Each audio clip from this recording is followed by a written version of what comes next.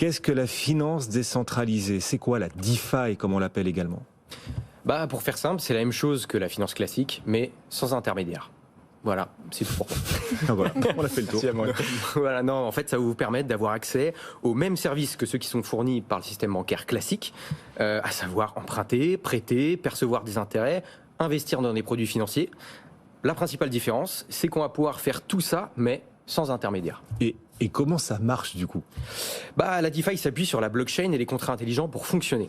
Je rappelle qu'un contrat intelligent est un contrat stocké dans la blockchain, exécuté automatiquement et de pair à pair lorsque les conditions précisées en amont sont remplies. Les utilisateurs de la DeFi passent par ce qu'on appelle des dApp, qui sont des applications décentralisées, et proposent des services de particulier à particulier par le biais de portefeuilles de crypto-monnaies. Ce qu'il faut savoir, c'est que ces dApps ne possèdent pas de fonds propres, ce sont les usagers eux-mêmes qui viennent les alimenter en fonds en immobilisant des cryptos en échange d'un rendement. Les détenteurs de crypto ont donc accès à des services et produits financiers sans passer par des banques.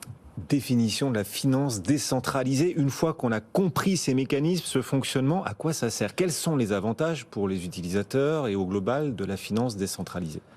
Ça permet notamment de gérer directement ses actifs 24 heures sur 24 et 7 jours sur 7. En fait, on fait ce qu'on veut de son argent. Ça paraît évident, mais on a eu récemment le cas extrême du Liban, où on a vu des clients qui se sont mis à braquer eux-mêmes leur propre banque pour récupérer leur propre argent. Avec la DeFi, il y a aussi moins de frais, car il y a beaucoup moins d'intermédiaires, et c'est donc aussi beaucoup plus rapide. Les prêts ou crédits sont acceptés ou refusés instantanément. Quand il y a des rendements, ils sont versés aussi instantanément et quotidiennement avec des règles transparentes. Pas de dette possible, car il y a un collatéral de manière systématique. Et enfin, ça permet d'avoir accès à la finance sans discrimination et sans restriction. On est uniquement restreint par les capitaux qu'on possède à l'instant T.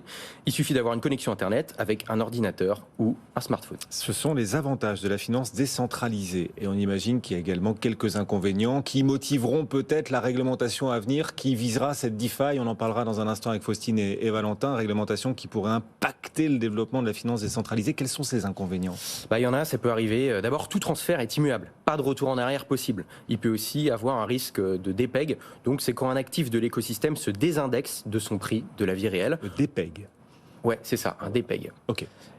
Aussi, dans la DeFi, tout emprunt ou crédit se fait avec un collatéral crypto mis en dépôt. Si le crédit n'est pas remboursé ou si la valeur de la devise est baissière, alors le collatéral mis en gage est consommé ou à recapitaliser.